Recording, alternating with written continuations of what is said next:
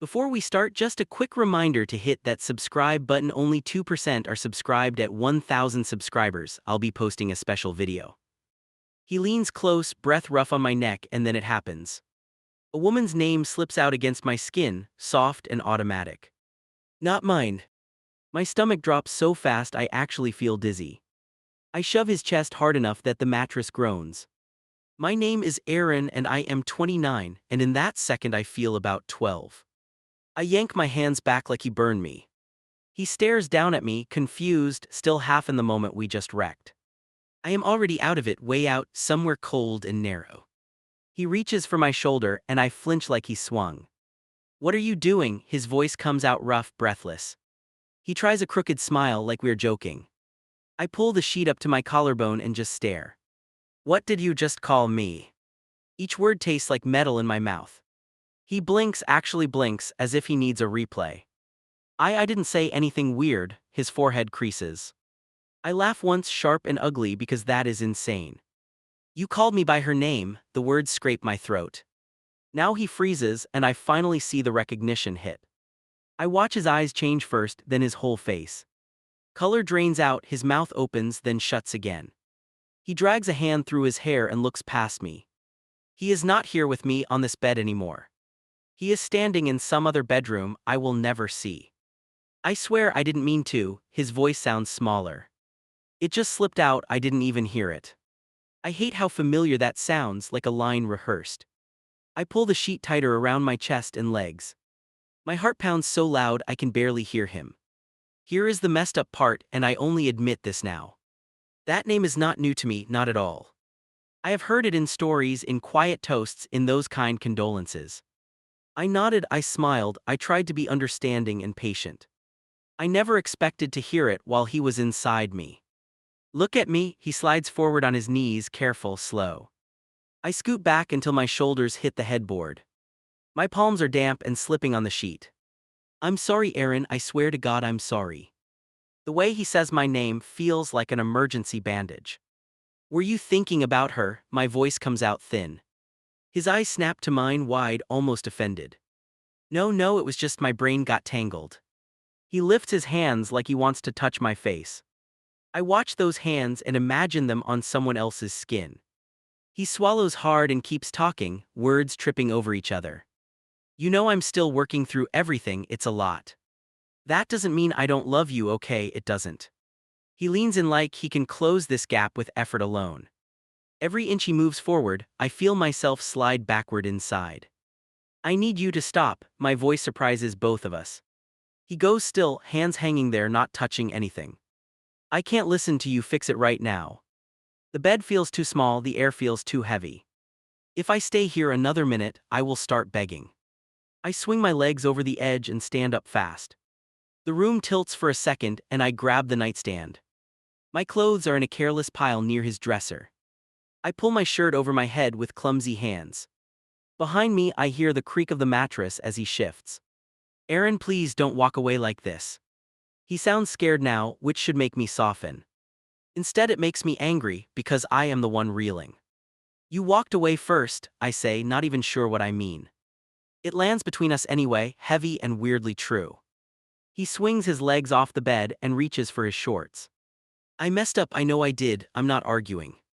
He steps toward me, bare feet on the floor, careful and slow. "I'm here right now with you, that's what matters." I stare at him and wonder who he thinks he is convincing. There is a mirror on the closet door and I catch my reflection. Hair wild, shirt twisted, eyes bright with something close to panic. I hardly recognize myself in that sharp, furious face. I look like someone mid-affair caught in a lie. Except I am the one being haunted by a marriage certificate. I grab my phone from the dresser and clutch it like a shield. "I'm going to the bathroom." "That's it, that's all you're going to say?" His voice cracks. I do not trust my mouth with anything longer than that. If I start listing everything I feel, I might never stop. I walk out without slamming the door, which feels like restraint. The hallway seems longer than usual, stretched and echoing. I count my steps to the bathroom like that will steady me. 4, 5, 6, too many for a small apartment. My hand shakes so hard the door handle clicks twice. Inside, I flip the lock and lean my back against the door. The quiet hits first, then the leftover rhythm in my body. It feels like we never stopped, like my nerves kept moving. I slide down until I am sitting on the tile, knees up. The last time I sat on a bathroom floor like this, I was sick. Now I am not sure what this is, sickness or claw. Ready. I press my fists against my eyes until colors spark. In my head, I keep hearing that name on his tongue. Not gentle, not cruel, just natural like breathing. That is what really guts me, how natural it sounded. I could tell you I was calm in there, thinking logically. That would be a lie, and I promised myself I would not lie here. I was half a second from throwing up from pure humiliation. I was furious at him and somehow furious at myself. I didn't even know which rage belonged to who anymore. Behind the door, the apartment stays quiet for a while. No footsteps pacing, no knock, no apology through the wood. That silence hurts in a new, precise way. If he loved me, wouldn't he be right here, knocking nonstop? Then I hate myself for needing proof in the middle of this. Get it together, I whisper, voice raw and low. I stand up, grip the sink, and turn on the faucet. Water hits porcelain, sharp and steady, loud in the small space. I splash my face, avoiding my own reflection for a beat. I already know my eyes will look too bright, almost unhinged. When I finally look up, I see exactly what I feared. Red eyes, tight jaw, that mix of jealousy and shame. I know how this sounds on paper, I do. People worship dead partners online and everyone claps for them. Nobody wants to hear from the living girlfriend who feels disposable. In that mirror, I make myself a quiet promise. I will not pretend this was a tiny slip, a funny story. I will not swallow it the way I swallowed other smaller things. If I do, I will wake up one day as a footnote. One more woman who tried to date a widower and disappeared. I shut off the water and open the bathroom door a crack. Light spills into the hall, thin and harsh, cutting the dark. He stands near the bedroom doorway, arms folded, shoulders tense. He looks up fast when he hears the latch move. For a moment, neither of us steps closer. We need to talk, he says, voice lower, steadier now. Yeah, my throat aches around that one syllable. I brace my hand on the doorframe, ready for whatever spin comes. Some part of me already knows this is only the beginning. I still walk toward him because I am not ready to leave. His mouth brushes my forehead, and for a second I forget to breathe. His lips hover like nothing ever went wrong between us. My shoulders jump anyway, a tiny flinch he probably writes off as nerves. He pulls back and smiles, then starts packing his work bag. I sit at the table and wonder how he can move so easily. You working late tonight? He grabs his keys from the hook. Regular hours, my voice comes out tighter than I want. He scrolls his phone with one thumb, relaxed, almost cheerful. I wait for him to bring up what tore me open last night. He just pockets the phone and asks if I want anything from takeout. I'm good, I keep my eyes on a crumb on the table. I can feel his attention move away from me, like shifting light. He talks about traffic and deadlines, little safe subjects that mean nothing. It feels like watching someone patch drywall over a crack in the foundation. I nod along and taste bitterness under every normal word. He checks the time on the microwave and mutters a curse. Sudden rush, bag on his shoulder, shoes half-tied, breath quick. Gotta go, I'm already behind. He leans in like he wants another kiss, then seems to rethink it. Text me if you need anything, okay? His hand squeezes my arm once. The door closes behind him with a dull thud that hangs in the air. For a minute I just sit there and listen to the quiet. No humming, no clatter, nothing to fill the space he left. The silence feels heavier than the argument we never finished.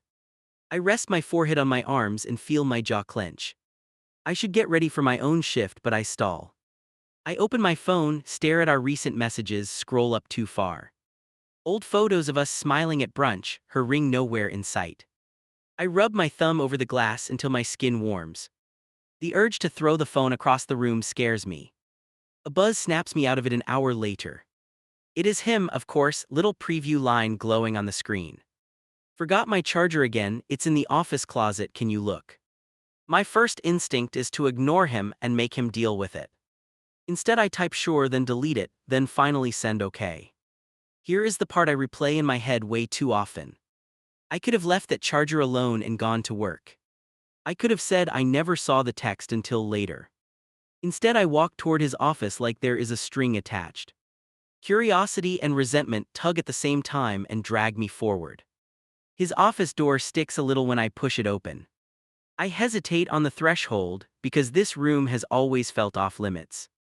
He works late in here some nights with the door almost closed. I never questioned that boundary until after that name came out. Now the closed spaces in our home feel like locked drawers with secrets. I step and see. Do and shut the door behind me out of habit. The air feels different in here, cooler, too still for morning. His desk is messy in a way that matches his brain.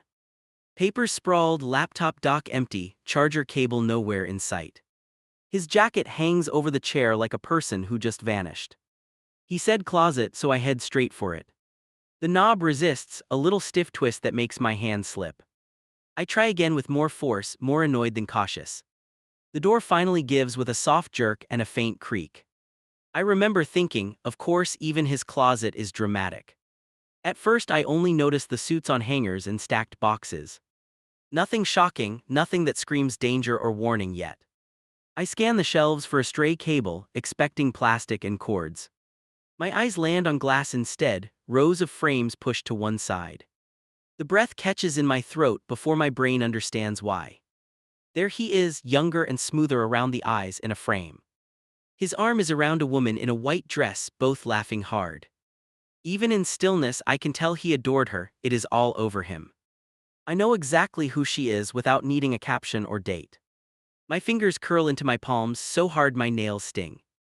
More frames sit behind that one, partially hidden like a small gallery. In one they hold hands at some party, faces close and glowing. In another they cut into a cake, frosting smeared on her cheek. Every captured second shouts something I do not want to hear. I am standing in a closet and somehow I feel on stage. On the shelf below the photographs sits a folded blanket. I recognize the pattern from pictures his friends showed me once. They called it their first big grown-up purchase, and everyone laughed. The fabric looks carefully arranged, like it was placed there with intention. I suddenly picture them lying under it while planning a life I am not in. Right in front of the central frame rests a small metal band. It is dull in the low light, but my stomach turns anyway. I do not need to pick it up to know what it is. His wedding ring sits there like a little guard at the front. Somewhere in the apartment, my toothbrush leans in a cup pretending we belong. I should stop there, but of course I keep digging. I move a stack of papers, hands shaking hard enough to rustle them. Underneath lies a printed program with her full name bold on top. There is a date, a short paragraph, a verse he told me once. My vision blurs until the letters merge into one dark block. These things are not the problem by themselves, I know that. People keep memories, people honor their dead, people have drawers like this. The problem is hiding it in here like a secret shrine. The problem is that ring placed with such careful respect. The problem is he put all this away while asking me to move in. I stand frozen in that cramped space, heart hammering against my ribs. Every second stretches, my brain racing ahead of the actual moment. I think about last night on our bed and his mouth on my skin. Then I look at the ring and the dress and the preserved blanket. Suddenly, our shared bedroom feels like just another borrowed room to him. My phone is still in my back pocket from earlier. I pull it out without even deciding to do it. The camera opens with a tiny click that sounds way too loud. I take one quick picture of the shelf, hand barely steady. It feels sneaky and cruel and completely necessary all at once. I tell myself it is just so I remember the layout. That I will delete it once we talk calmly about everything. I already know that is a lie I am feeding myself. Evidence feels safer than my memory, which keeps trying to be kind. I tuck the phone away and feel like I just stole something. The charger cable finally shows up tucked behind a storage bin. I yank it free, a little rougher than needed, jaw locked tight. Part of me wants to hurl it back on the shelf. Instead, I loop it neatly around my hand, stupidly careful and precise. My fingers brush the folded blanket and I jerk away like it burned. Before closing the door, I glance once more at their faces. Her smile is wide, his eyes are soft in a way I recognize. I have seen that exact look directed at me in smaller doses. Now I cannot tell how much of it has always belonged to her. The question lodges in my chest and refuses to move. I shut the closet gently, as if slamming it would wake something. The office feels smaller now, the air thicker around my shoulders. My pulse takes a while to slow down, long after I step back. I stand in the doorway with the charger in my hand and grief in my teeth. For the first time, I feel like a visitor in my own home. My phone lights up with a birthday text, and his name is not on the screen. A friend sends emojis and hearts and some inside joke from college. I type a quick reply and try not to stare at the empty notification bar. He is in the shower, humming like this is any other Saturday. I sit on the edge of the bed and feel stupidly hopeful anyway. The water shuts off and I hear the curtains slide. I tell myself he is planning some surprise and that is why he is quiet. People do that in movies, right? They pretend to forget on purpose. I cling to that thought like it is a life raft. It is wild how fast you start rehearsing excuses for someone you love. He comes out in a towel, hair damp, scrolling his phone already. Morning, he leans down and kisses my cheek, warm and quick. No mention of the date, no little tease, nothing at all. Did you sleep okay? He pulls on jeans and checks the time. My chest tightens while I pretend to adjust my pillow. Yeah, I try to sound normal and not needy. He shrugs, distracted, fingers flying across his screen. I've got something important today, might run late this evening.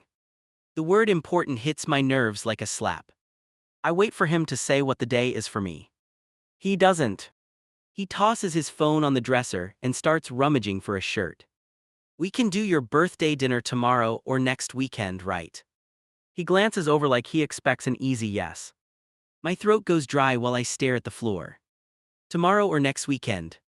Like it is laundry or an oil change. The petty part of me wants to say no just to watch him scramble. Instead, I swallow hard and ask, what's today? I should not have to ask, but I do. He pauses, shirt halfway on, and the room goes weirdly quiet. His eyes flick toward the hallway like something is out there. It's a hard day, he mutters, voice dropping. I always go, bring flowers, spend some time. He doesn't say her name, but we both hear it anyway.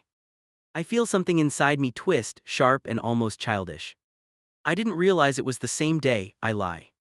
Of course I realized once I started counting back. I just never thought he would pick the grave over dinner with me. That sounds cruel even in my head, and I hate that. He moves closer and wraps his arms around my shoulders. It's just tradition now, he murmurs into my hair. I'll be back later, we'll order something, keep it simple. My birthday downgraded to leftovers and half his attention. I stand there in his arms and feel like the understudy. He lets go and pulls his shirt down, already moving on. I gotta stop by the store first, so I should go soon. He grabs his keys and wallet, routine flowing through his hands. Text me if you want anything special for tonight. Special, that word lands wrong and heavy in my chest. After he leaves, the silence in the apartment feels smug. I make coffee by muscle memory and try not to cry over it. Every ping from my phone is another friend remembering my birthday. I type thank you with a smiley that feels fake and stiff. The only person whose message I actually want is off buying flowers. By late morning, I am pacing the kitchen like a caged animal. I open cabinets for no reason and close them again harder than needed. Something bright catches my eye on the fridge door. The wall calendar hangs there with a thick circle around today's date. My name is nowhere near that circle. Inside the ring, he has written 2 letters in neat handwriting. Her initials. Next to that, in smaller print, a reminder to buy flowers.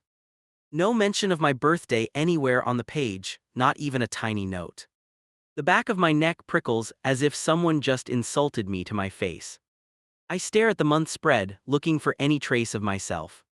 Doctor appointments, work stuff, a game night with his friends, all there.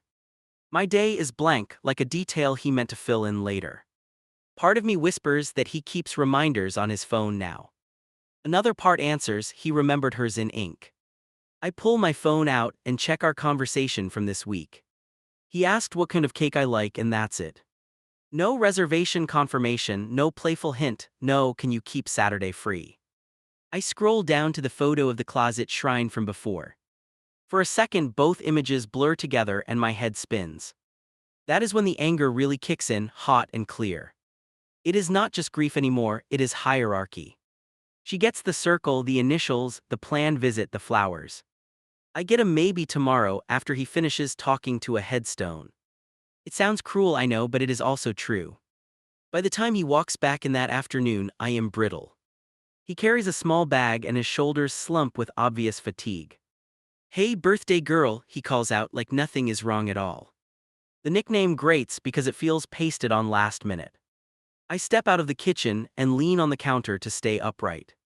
"You were gone a while," I say, watching his face. "Yeah, lost track of time out there." He sets the bag down. He avoids my eyes for a beat and fidgets with his keys. "She always loved this time of year, you know that." There it is again, her before me right in the doorway. My fingers dig into the edge of the counter, untie. They hurt. I saw the calendar, my voice sounds thinner than I hoped. His gaze snaps up, guilt flashing fast across his features. "Oh right, I didn't think you'd mind." "You didn't think" covers a lot of sins in a very small package. "You wrote her initials on my birthday." I keep my tone flat. "I didn't mean it like that," he answers, words rushed. "It's just how I remember to go, it doesn't mean less for you." He takes a step closer and lifts his hands again. I stay where I am because if he touches me I might cave. "Did you honestly forget what today is for me?" I watch his expression closely, searching for honesty or panic. He hesitates just long enough to make my stomach churn. I just thought you'd understand about the timing." That little pause tells me everything I need to know. I laugh once very softly, and it sounds wrong in the room. "So I'm supposed to be flexible and she gets the fixed appointment." He flinches, like the words hit a bruise he already knows. "That's not what I meant, you're twisting this." I hate that he makes me feel like the unreasonable one. "You could have gone yesterday," I push, unable to stop now. "You could have gone next week or earlier this morning." He shakes his head, jaw tightening in a way I recognize. "That's the day she died," he says, finally putting it out loud. Like I had somehow missed that detail entirely until now. The room feels smaller, the air heavier around my shoulders. "I get that it matters," I say, hands trembling slightly. "But can you admit you put her first today?" We stand there quiet, the question between us like a live wire. He opens his mouth, then chooses the worst possible thing instead. "You'll have other birthdays." My vision blurs at the edges for a second. He seems to hear the sentence after it leaves his mouth. Because his eyes widen and his hand flies up to his forehead. I didn't mean that how it sounded. I almost dropped the glass I'm still holding from earlier. "Say it again," I whisper, needing to hear him fix it. He steps toward me, palms up, like he's approaching a wild animal. "I just meant this is the only day tied to her like that." He trails off when he realizes that explanation makes it worse. Something cracks inside my chest, sharp and unavoidable. "You know what, it's fine." I set the glass down too carefully. "No, it's not fine," he argues, already reaching for my arm. I shift away, just out of reach, heart pounding. If he grabs me, I might forgive him just because I'm tired. "We can still go out," he insists, words piling on each other. "I'll shower, we'll get dinner somewhere nice, make a night of it." Now it sounds like a pity makeover for a ruined event. I picture us at a restaurant with him checking the time, counting how long he's been away from the cemetery. "I don't want a rushed dinner after your memorial trip." The phrase comes out colder than I intended, but I don't take it back. He runs a hand through his hair, frustrated, pacing a small circle. "What do you want from me, Aaron? Honestly, spell it out." The way he throws my name into it feels like a weapon. I think about the closet, the ring, the folded blanket. I think about my birthday on his calendar as empty space. I want to feel like I'm not competing with someone who isn't here. My throat burns as soon as the sentence hits the air. There it is, the thing I was scared to actually voice. His shoulders drop and he leans against the wall, exhausted. "You're not in competition with her," he mutters, eyes closed. "That whole idea is messed up." "Is it?" I ask, because I genuinely don't know anymore. Everything in this house feels like a scoreboard I never agreed to. He pushes off the wall and closes the space between us. "You knew she'd always be part of my life," he reminds me. I nod because that much is true and fair. I didn't realize my milestones would have to move around hers. That part I never signed up for and he knows it. He opens his mouth again and then does the thing that broke me. Come on, you know I love you, Em. The nickname falls out, soft and familiar, like he has said it 1,000 times. Except he has never called me that in my entire life. It belongs to one person only, and she is not standing here. For a moment everything goes silent, like someone hit mute. We both freeze, eyes locked, the sound still hanging in that space. He realizes it at the same time I do, you can see it hit. His hand drops away from where it almost touched my wrist. If I hadn't been furious already, that would have done it. Did you just, my voice cracks then steadies with effort. He tries to talk over me, panic starting to rise in his tone. I'm sorry I didn't, it just came out wrong. The same excuse all over again, just dressed in different clothes. My stomach rolls so hard I have to grip the counter again. That's twice, I say quietly because the number Matt. RS. 2 different times, 2 different moments, same woman in your mouth. He swears under his breath and paces away, then back. You think I'm doing this on purpose? His eyes shine with frustration. I think your heart is somewhere I can't reach, I answer. He looks like I slapped him and I almost apologize. Almost. Because under the anger, there is this miserable sympathy. I know he didn't ask to be widowed, I know this is awful. But I also didn't ask to feel like a replacement gift. Maybe we should take a beat, he says suddenly, voice hoarse. Not break up, just slow down, give me time to balance things. I lean back against the counter so I don't wobble. You want me to wait while you decide how much space I get? The calm in my tone shocks both of us. He rubs his face with both hands, dragging them down slowly. That's not what I'm saying, you're twisting everything tonight. I laugh once, short and humorless, because I am tired of that line. This is my birthday, I remind him because apparently he forgot again. And I'm spending it debating my worth next to your grief. We stand there breathing hard, neither of us willing to move first. The little bag from the store rests on the counter between us. He finally opens it and pulls out a small bunch of flowers. He holds them toward me, eyes pleading as if this fixes anything. For a second I genuinely do not know if they were meant for me or for her. My thumbs fly over the screen before I can stop them. I open her profile, hit message, and the words just pour out. Hi, you don't know me that well, but I'm dating him. I stare at the line, feel my pulse thump in my throat. I already sound like trouble and I know it. I delete the whole thing in one angry swipe. The empty text box glares back at me, bright and judging. He is in the bedroom with the door half closed, watching something loud. I am on the couch with a blanket over my knees, buzzing with resentment. We are in the same apartment, living in completely different nights. I tap the screen again and start over, slower this time. Hey, I hope this isn't weird, I just needed to ask someone something.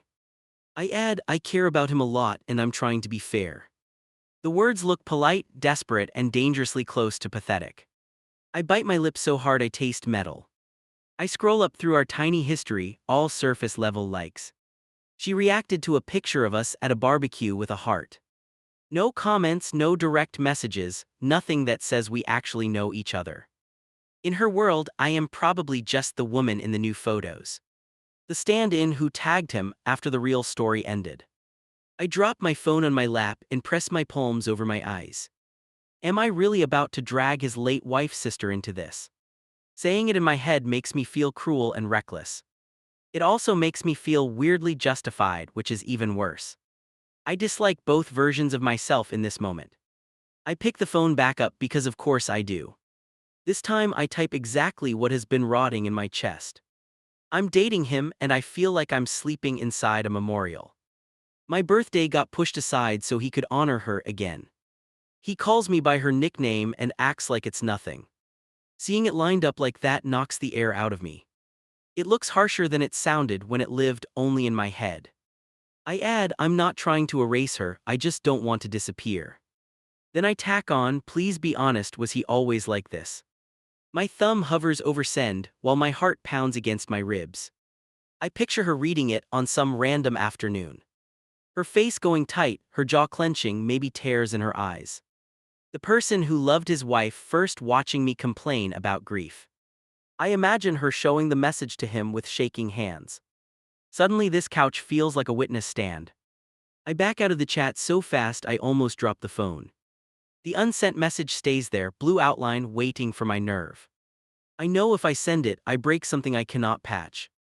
He will see betrayal, she will see disrespect, they will see an intruder. I am not ready to become the villain in their family story. I copy the entire text and paste it into a notes app. Then I add more because once I start I cannot shut it off. Little details spill out, the closet altar, the ring, the calendar. Every slight stacks up like a messy tower of receipts. It is ugly and honest and almost physically relieving. While I type, a different idea creeps in around the edges. I hear this stupid, tempting thought in the back of my head. If I want blunt opinions, there is a place for that. A giant anonymous crowd that loves messy relationships and strong takes. The kind of place where people vote on your sanity.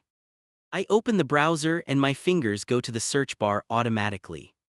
I type the name of that forum like muscle memory, even though I rarely post.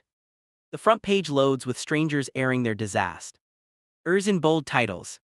Arguments about holidays, cheating, stepkids, every possible ugly conflict. I scroll once and feel weirdly less alone and more exposed. I hit create post and the empty title line waits for me. Without overthinking it, I type, my boyfriend won't stop reminiscing about his late wife and it's driving me mad.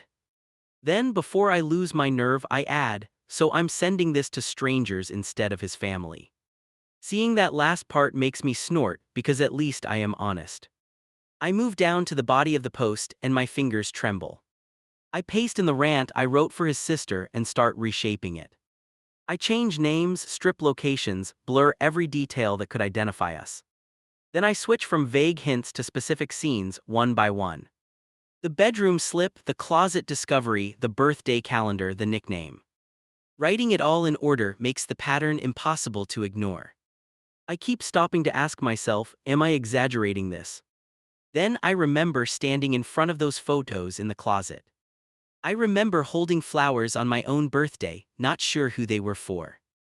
I remember him calling me M and my stomach flipping inside out. Every time I doubt myself, those flashes yank me back to reality. At the bottom I add the line that scares me most. Tell me if I'm being cruel or if I should leave. It is the closest I have come to saying that out loud. My thumb rests on the post button while my brain goes to war. I feel childish and brave and reckless in the same second. I think about deleting everything and pretending this night never happened. I think about swallowing it like I swallowed smaller hurts before. Then I think about another year of quietly shifting my celebrations away from hers. Another year of sharing my bed with a man half somewhere else. My chest tightens and my finger moves almost on its own. The post goes up with a tiny confirmation line that feels anticlimactic. No thunder, no explosion, just my mess floating in a crowded feed. For a moment nothing happens, just me and the quiet hum of the apartment. Then the notification counter jumps from 0 to 3 to 7. People I have never met start forming opinions on my life. I open the comments and the first one punches hard. You're competing with a dead woman, get therapy or walk away. The next one is softer but still sharp around the edges. His grief is valid but yours is too, this setup sounds unsustainable. I read both twice and feel my stomach do a slow roll. Some users tell me I sound jealous and selfish and dramatic. They ask how I would feel if the roles were reversed. Others call him out for hanging on to rituals while building a new relationship. They point out the double name slips and the missed birthday. Every side has a piece of the truth, which makes it worse. I keep scrolling, heart racing, cheeks hot even though I am alone. One comment sticks in my brain like a burr. Right now you're not a partner, you're a placeholder until his grief shifts. I actually whisper, ouch, into the empty room when I read it. Because as much as I want to argue, I recognize myself in that word. Another person writes, the shrine is fine, hiding it is not. Someone else adds, he can love her memory without turning you invisible. The phrases hit like tiny spotlights on parts I tried to ignore. Nobody knows me, but they see the shape of this mess clearly. It is terrifying and weirdly comforting at the same time. I lock the screen for a minute and press the phone to my chest. The living room is so quiet that my own breathing sounds loud. In the bedroom, the TV clicks off and the mattress creaks softly. He is moving around, unaware that hundreds of strangers know our business. The split between his world and mine feels wider than ever. There is a version of this night where I march in there. I hold up my phone and read the harshest comment aloud. I tell him, look, they think you are using me to hide from healing. I imagine his face going tight, his jaw clenching, his defenses rising. I know exactly how that scene would end, and it is not helpful. Instead, I unlock the phone again and scroll back to my own post. I read my words as if someone else wrote them about me. The pattern jumps out in thick, dark lines I cannot unsee. I do not look like a woman in a partnership, I look like a guest. That realization lands harder than anything the commenters said. I go back to the note where the original message still waits. The lines meant for his sister stare up at me, cramped and raw. I cut them from that page and paste them into a fresh draft. This time I address it to him, not to anyone else. My fingers hover, then I start shaping sentences like little knives. I love you, but I feel like a ghost in your life. I'm tired of sharing every milestone with someone who is not here anymore. I need you to choose how you're going to move forward. The words look stark and risky, but I finally sound like me. For the first time, I am not asking strangers to decide my fate. I do not send the message yet, that comes later. For now, I save it and tuck the phone under a cushion. My hands are still shaking, but the shaking feels different. Less frantic, more like the moment right before you jump off something high. By the time I turn off the lights, I know this story will not stay online. I delete the whole message and start again with shaking hands. The draft from last night looks dramatic now, half threat, half plea. I have slept maybe 3 hours and every comment is still buzzing. The word that stuck most was not even the meanest one. It was the one that said very calmly that I am temporary. That line keeps looping while I stare at the empty text box. I know if I keep softening this, nothing will actually change. He will apologize, I will swallow it, we will repeat the same pattern. I am not proud of how long I let it slide. But I am even less proud of the idea of living like this forever. I open the note where I outlined everything and copy the heart of it. Then I paste it into a fresh text and start carving away. Short sentences only, no cushions, no explanations he can twist. My thumb hovers over each word like it might explode. It kind of might, honestly. Here is what I need if this is going to keep working. I pause after that line because it sounds like a contract. Then I decide that is exactly what it should be. He responds better to bullet points than vague feelings anyway. Fine, I can play that game for once. First, I need you in therapy with someone who understands grief. No more telling me you'll handle it on your own. Second, the office closet has to change. I am not asking you to throw everything out. But that room cannot be a secret monument where I am not allowed to exist. My chest tightens when I type that, but I keep going. Third, our dates and celebrations cannot move around your widow rituals anymore. You do not have to stop marking that day, I get it. But my birthday matters too, and it cannot be an afterthought. I hear my own breath in the quiet, and it is louder than the fridge. I scroll back up and read what I have so far. It sounds blunt, clear, and harsher than the way I talk out loud. It also sounds like the first time I am actually backing myself up. I add one more section before I can overthink it. The part I am most scared to write. Fourth, no more mixing up our names or pet names. If it happens again, we are done, no negotiation. Your pain is real, but I am a real person too. I will not share that space in your mouth anymore. My hands are sweating so much I almost drop the phone. I finish with the thing I have been avoiding for weeks. Finally, if these changes feel impossible or unfair, I will move out. Not to punish you, just to protect what is left of me. I would rather leave now than slowly disappear in your story. I stare at that last line until my eyes start to sting. For a second I almost throw in a sorry for the tone. The old reflex kicks hard, the urge to sand down my edges. I delete the apology before it fully forms on the screen. Then I add just one more sentence at the end. Read this slowly before you reply, please. When I finish, I copy the whole thing into another note. I know myself well enough to keep a record of what I actually wrote. If he calls me hysterical later, I want the receipts. That is petty, yes, but also self-defense at this point. I have gaslit myself enough for both of us already. He is still at work, last I checked, stuck in a meeting. I picture him driving home later, music on, brain drifting. I imagine this message dropping onto his screen at a red light. The idea makes my stomach flip, but I send it anyway. Blue bubble whoosh, no going back now. The moment it sends, I feel weirdly calm. Not happy, not relieved, just settled, like a decision has finally landed. I set the phone face down and walk to the kitchen. The spare key sits in the drawer with old menus and batteries. I take it out and hold it for a long, quiet second. I place the metal piece in the center of the counter. Not hidden, not dramatic, just obvious enough to make a point. Next to it, I put the little fob for the building door. If this goes badly, he will need those more than I will. The sight of them together makes my throat tighten. I grab a small bag from the closet and toss in essentials. A couple of outfits, chargers, the book I keep half finished.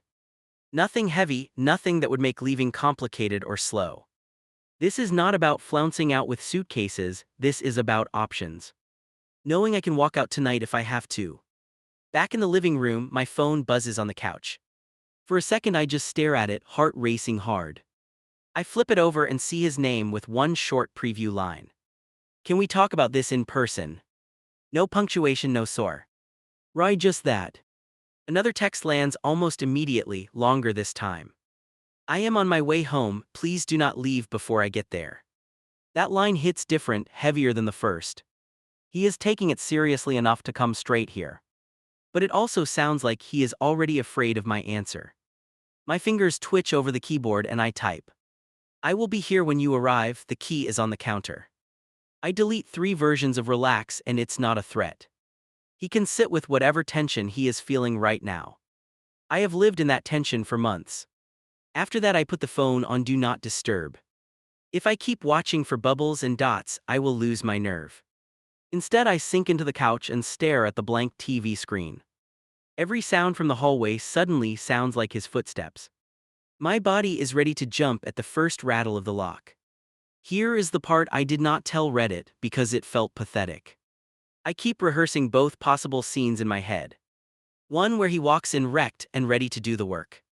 Another where he walks in angry and accusing, ring of defense on his finger. Both play out in my mind over and over like bad reruns. In one version, we sit at the table with our phones face down. He agrees to counseling, promises to move things around, tries hard. We talk about sorting the office closet together, piece by piece. We set actual dates for appointments and birthdays and anniversaries. That fantasy has structure, rules, and the tiniest bit of hope. In the other version, he looks at the key and his face hardens. He points at my bag and calls me dramatic and cruel. He accuses me of disrespecting his loss, of not understanding love. He turns my message into an attack on a dead woman. That one ends with me picking up the bag and not looking back. The truth is, I do not know which man is coming through that door. I have seen both of them on different days with different eyes. The attentive boyfriend who cooks and laughs and plans trips. The grieving husband who gets lost in old routines and shuts me out. Tonight I finally forced those 2 versions to collide. Time drags, then suddenly snaps forward with the sound of tires outside. I hear a car lock beep faintly through the window, then doors closing. My heart starts pounding so hard it almost hurts to breathe. The hallway outside fills with muffled steps and distant voices. Then silence, which somehow feels louder than everything before it. The key turns in the lock with a slow, careful twist. I stand up from the couch, knees unsteady, palms damp. The door opens a few inches and his hand appears first. He steps inside, eyes going straight to the counter where the metal sits. His shoulders tense when he sees the small bag by the couch. He closes the door behind him without breaking eye contact. For a second we just stare at each other across the room. No TV, no music, no distractions, just the mess we made. He looks older than he did this morning, tired in a real way. I have no idea yet if that tiredness will turn into change or blame. He takes one slow step toward the counter and stops in front of the keys. His fingers brush the metal lightly, almost like he is checking it is real. Then he glances back at me, jaw tight, eyes bright with something raw. That's not a threat, right? That's real. You'll go if I refuse this. His voice lands between us like the final question on an exam. My pulse roars in my ears, but my answer comes out clear. I meant every word I sent you. I am done negotiating with a memory. The room holds its breath, or maybe that is just me. He drops his gaze to the message still open on his phone. I watch his thumb scroll slowly, line by line, decision by decision.